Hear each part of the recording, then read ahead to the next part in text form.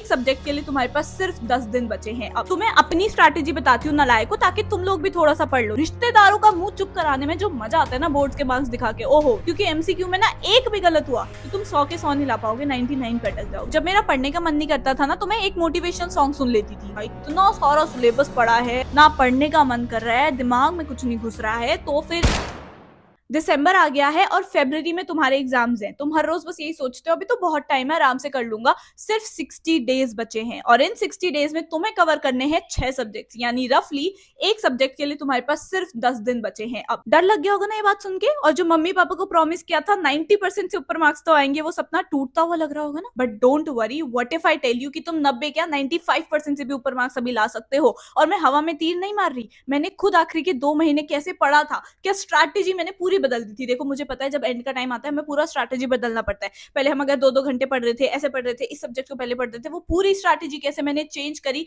और exact time table जो अब तुम फॉलो करोगे तो तुम्हारे डेफिनेटली 95% से ऊपर ला जाएंगे, वो मैं बताने वाली हूँ। Because I scored 96% because of this strategy only. देखो टाइम है तुम्हारे पास, बट मुझे पता है तुम इस टाइम को भी जाने दोगे, जैसे तुमने अक्टूबर को जाने दिया, नवंबर को जाने दिया, जबकि हाफ ईयरली के बाद सीरियस हो जाना चाहिए था। एक बड़ी बहन अपने जैसे छोटे भाई बहन को समझाती है ना, उस तरह समझाती हूँ मैं तुम्हें। 2-2 घंटे के ना 4 स्टडी सेशन लगाने हैं तुम्हें दिन के, ठीक है। और अगर वीकेंड है जिसमें तुम्हारा ट्यूशन भी नहीं है, स्कूल भी नहीं है, तो उसमें 2.5-3 घंटे के तुम्हें 4 स्टडी सेशन लगाने हैं। वीकेंड में हमें सिलेबस को खींचना है, क्वेश्चन ज्यादा लगाने हैं, ठीक है। अगर मैथ्स है तुम्हारे पास तो उसको डेली के 1 से 2 घंटा दो। मैं 2 घंटे देती थी क्योंकि मुझे मैथ्स थोड़ा डिफिकल्ट लगता था, इंटीग्रेशन डिफरेंशिएशन के क्वेश्चन नहीं निकलते थे, तो ज्यादा प्रैक्टिस करनी थी। और साथ ही साथ 30 मिनट या 40 मिनट इंग्लिश को दो, ठीक है। ये बात मैं तुम्हें कितने टाइम से बोल रही हूँ कि इंग्लिश तुम्हें रोज करनी है, क्योंकि इंग्लिश एक ऐसा सब्जेक्ट है जिसके मार्क्स तुम्हारे परसेंटेज जो 12th की बनती है उसमें गारंटी ऐड होते हैं। तो इंग्लिश की वजह से तुम्हारी परसेंटेज या तो ऊपर जाएगी या सीधा नीचे जाएगी। मान लो अगर 17 फरवरी से तुम्हारे एग्जाम स्टार्ट है तो ऑब्वियसली 4-5 दिन पहले तुम उसी सब्जेक्ट का पढ़ोगे, तो एग्जैक्टली 60 डेज आर लेफ्ट।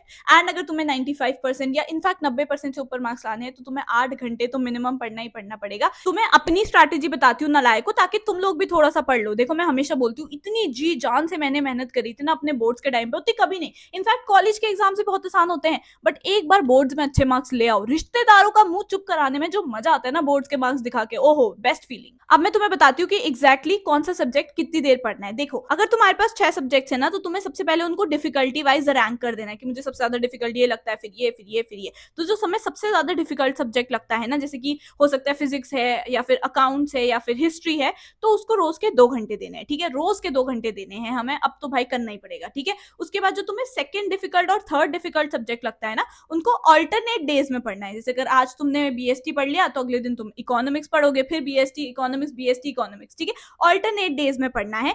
1 या 2 घंटे मैथ्स को रोज देने, अगर मैथ्स है तुम्हारे पास, ठीक है। इंग्लिश को 30 मिनट जरूर दे लेना, मैं चिल्ला चिल्ला के थक गई हूँ। और जो तुम्हारा 6th सब्जेक्ट है यानी कि फिजिकल एजुकेशन हो गया या एफएमएम वगैरह हो गया, इसको भी तुम अगर 15-20 मिनट रोज के बस ऐसे देख लोगे ऊपर से अपना रेस्ट टाइम में या फिर थोड़ा सा अंदाजा लगाने के लिए ना, तो तुम्हारे हो जाएंगे। Because I scored 99% in my physical education, मतलब 100 में से मेरे 99% मार्क्स आए और मैंने पूरे साल नहीं पढ़ा था, ऐसे थोड़ा थोड़ा पढ़ती रही थी मैं, ठीक है। इनफैक्ट बोर्ड से तो मैंने 1 हफ्ता पहले या 2-4 दिन पहले पढ़ लिया था और मेरे 99 मार्क्स आए थे, और तुम्हारे भी आ सकते हैं, बस तुम्हें थोड़ा थोड़ा देखना है, ठीक है। इस स्ट्रैटेजी को फॉलो करोगे तो तुम्हारा डेफिनेटली, बस तुम्हें ना डिसिप्लिन दिखाना होगा यहाँ पे और कंसिस्टेंसी। अगर मैं कह रही हूँ सबसे डिफिकल्ट जो तुझे सब्जेक्ट लगता है उसको रोज के 2 घंटे पढ़ने हैं, तो 2 घंटे पढ़ने हैं।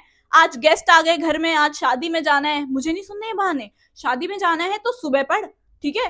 गेस्ट आ गए हैं तो उनको बोलो थोड़ी देर मिल ले, हाँ हेलो, हाँ हाँ, थोड़ी सी यार ऑब्वियसली तुम्हें थोड़ा सा रिफ्रेशमेंट भी चाहिए ही होता है। हाय हेलो कर लिया, नमस्ते, प्लीज मैं पढ़ रहा हूँ, थोड़ी सी शांति मेंटेन करना। मेरे बहुत ही क्लोज कजन की शादी थी, आई डिडंट अटेंड इट। मेरी मम्मी ने भी अटेंड नहीं किया क्योंकि इसके बोर्ड्स चल रहे हैं, तो I need to support her, ठीक है। तो प्लीज अपने पेरेंट्स से बोलो, please I need some support from your side. घर में अगर कोई गेस्ट आ रहा है तो उनको बोलो शांत हो जाओ, बच्ची की बोर्ड आने वाले हैं। एक छोटा सा सीक्रेट बताती हूँ, जब मेरा पढ़ने का मन नहीं करता था ना तो मैं एक मोटिवेशनल सॉन्ग सुन लेती थी। वो 2-3 मिनट का जो सॉन्ग होता है उसकी लिरिक्स को ऐसे फील करो, अंदर से जज्बा, अंदर से मन करेगा पढ़ने का, ठीक है। तो बस एक ये चीज को फॉलो कर लेना। अगर तुम एकदम डिसहार्टेंड हो, यार हो ही नहीं रहा, इतना सारा सिलेबस पढ़ा है ना, पढ़ने का मन कर रहा है, दिमाग में कुछ नहीं घुस रहा है, तो फिर एक मोटिवेशनल सॉन्ग सुन लो। अब जो मैंने तुम्हें वो 2-2 घंटे की स्ट्रैटेजी बताई है ना, वो तुम अपने अकॉर्डिंग मोल्ड कर सकते हो, ठीक है। अब वो मैं अपनी कैपेसिटी वाला बताया, तुम्हारी अलग हो सकती है। तुम्हें शायद मैथ्स अगर बहुत ज्यादा कंफ्यूजिंग लगती है, तुम उसको ज्यादा टाइम देना चाहते हो, तो तुम 8 घंटे में से 3 घंटे मैथ्स को दे दो, तुम 2.5 घंटे अकाउंट्स को दे दो, सिर्फ 1 घंटा दे दो बीएसटी को, ठीक है, और 30 मिनट इंग्लिश को दे दो। तुम अपने अकॉर्डिंग मतलब टाइमिंग के ऊपर नीचे कर सकते हो, बट पढ़ना हमें 8-9 घंटे है डेली। जब से बोर्ड एग्जाम्स में कॉम्पिटेंसी बेस्ड क्वेश्चन आने लग गए हैं ना, तो बच्चों को थोड़े डिफिकल्ट लगते हैं, क्योंकि रट्टाफिकेशन तो काम नहीं करता। हमारे से पहले के टाइम पे क्या होता था कि भाई बच्चे रट के चले जाते थे कि यही क्वेश्चन आने वाला है, और वहां छाप के आ जाते थे, तो जो बच्चा जितना छाप के आएगा उसको उतने मार्क्स मिल जाते थे। बट हमारे टाइम से कॉम्पिटेंसी यानी लॉजिक चेक होता है, रट्टाफिकेशन नहीं, लॉजिक चेक होता है कि बच्चे को समझ आई भी है बात या नहीं, ठीक है। तो कॉन्सेप्ट क्लैरिटी पे ध्यान दो। और 100 में से 100 लाना ना थोड़ा मुश्किल तब हो गया जब एमसीक्यू आ गए, क्योंकि एमसीक्यू में ना एक भी गलत हुआ तो तुम 100 के 100 नहीं ला पाओगे, 99 पे अटक जाओगे। And that happened with me. Physical education में 99 आए, क्यों? क्योंकि 1 मार्क्स का एमसीक्यू गलत हो गया, या पता नहीं क्या गलत हुआ, बट 1 मार्क्स चला गया। ऐसे ही 1 मार्क्स भी तुम्हारा 100 में से 100 लाना थोड़ा मुश्किल हो जाता है। बट अगर तुम छोटे छोटे कॉन्सेप्ट को ध्यान रखोगे, लॉजिक अपने क्लियर रखोगे, एमसीक्यूज तो निकल ही जाएंगे आराम से। साथ ही साथ जो तुम्हारे कॉम्पिटेटिव एग्जाम यानी सीयूईटी, जेई, नीट वगैरह की अगर तुम प्रिपरेशन कर रहे हो, तो वो भी साथ साथ हो रहा है, क्योंकि आने तो उसमें भी एमसीक्यूज ही है ना। देखो मेरे स्कूल में ना 2 प्री बोर्ड होते थे। पहले प्री बोर्ड मेरे 65% मार्क्स आए थे, और सब मुझे ऐसे बोल रहे थे कि भाई तेरे बस का कुछ नहीं है, तू तो 80% ले आया, बहुत बड़ी बात है।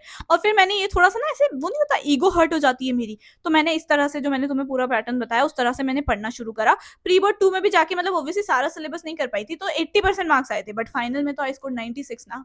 That's all matters. मैं वही बोल रही हूँ, तुमसे कोई नहीं पूछेगा तेरे प्री बोर्ड में कितने मार्क्स आए थे, हाफ ईयरली में कितने मार्क्स आए थे, तूने कितनी कॉपीज भरी हैं। जो तुम्हारा फाइनल बोर्ड का स्कोर है ना, सिर्फ वही पूछा जाएगा और उसी की वैल्यू होगी, ठीक है। हर किसी की जुबान पे बस ये होगा, अपने बोर्ड का स्कोर बता। कोई नहीं पूछने वाला तेरे प्री बोर्ड में कितने मार्क्स आए थे या हाफ ईयरली में कितने मार्क्स आए थे, ठीक है। तो अपने बोर्ड्स पे फोकस रखो पूरा अच्छा, और बोर्ड के मार्क्स में तुम्हारे वाइवा और प्रैक्टिकल के मार्क्स भी जुड़ते हैं, 20-30 मार्क्स उसके भी होते हैं, ठीक है। तो उसको लाइटली नहीं लेना है। तो फाइल वगैरह बनाने में ना प्लीज अपने घर वालों की हेल्प ले लेना। मैं एक बात हमेशा कहूंगी कि यार तुम्हारे बोर्ड एग्जाम्स में ना तुम्हारे घर वालों का भी बहुत हाथ होता है, ठीक है। कितना वो सपोर्ट कर रहे हैं, कितना वो घर में ऐसा माहौल बना के रख रहे हैं, ये सब भी बहुत इंपॉर्टेंट है, ठीक है। तो इस बात को, ये वीडियो अपने मम्मी पापा के साथ भी शेयर कर देना, ठीक है, या फिर रिलेटिव्स के मम्मी पापा के साथ शेयर कर देना कि यार थोड़ा सा बना के रखो घर में माहौल। तुम्हारे घर बच्चा ऑलरेडी इतना परेशान है, उसके सर पे ना एक, अगर तुम्हारे घर वाले बोलते भी नहीं है ना कि बेटा तुझे इतने मार्क्स लाने हैं, इतने मार्क्स, मेरे घर वालों ने मुझे कभी नहीं बोला कि तुझे 95% से ऊपर मार्क्स लाने हैं, but it was always there कि मुझे प्रूव करना था कि मेरे को अपने घर वालों को मार्क्स दिखाने हैं, ठीक है। उन्होंने कभी मुझे प्रेशराइज नहीं किया, उन्होंने बस मुझे हमेशा सपोर्ट किया। भाई मैं रात को अगर 2-2 बजे तक पढ़ रही हूँ, मेरी मम्मी मेरे को ऑलरेडी खाना बना के रखती थी कि रात को तू ये खा लियो, ठीक है। या फिर कई बार तो वो लिटरली उठ के आती थी कि युक्ति चल मैं तेरे को गर्म पानी दे देती हूँ या ये कर देती हूँ, तू बैठी हुई है करके, ठीक है। तो प्लीज अपने घर वालों को बोलो कि support me at this time. मेरे 60 डेज बचे हैं केवल बोर्ड्स के, तो प्लीज जो सपोर्ट मी, बिकॉज विंटर्स में बहुत ज्यादा हालत खराब रहती है, तबियत भी खराब रहती है, ठीक है। तो इसलिए all the very best guys. NCERT को एकदम अच्छे से पढ़ लेना। I think enough motivation for today, and I will be meeting you in next video. मैं तुमसे अपडेट लूंगी कि किस हिसाब से तुम डिसिप्लिन एंड कंसिस्टेंट रहे भी हो या नहीं, ठीक है। All the very best guys. I hope you like this video. Instagram पे फॉलो कर लेना, क्योंकि वहां पे ना मैं तुम्हें रिसोर्सेज एंड काफी सारे इंपॉर्टेंट क्वेश्चन, सीबीएसई के official sample papers and all सब कुछ मैं देती रहती हूँ, ठीक है। Previous year questions, important topics जो ऑफिशियली सीबीएसई ने बताया, तो इंस्टाग्राम पे फॉलो कर लेना ना। सब्सक्राइब कर दो इस चैनल को, लाइक करा करो, मुझे थोड़ी सी मोटिवेशन मिलती है कि बच्चों को यार मेरी बात समझ आ रही है, एक बड़ी बहन की तरह वो मुझे देख रहे हैं, ठीक है। तो लाइक कर देना, subscribe, comment on something cute and I will see you in the next video. Bye.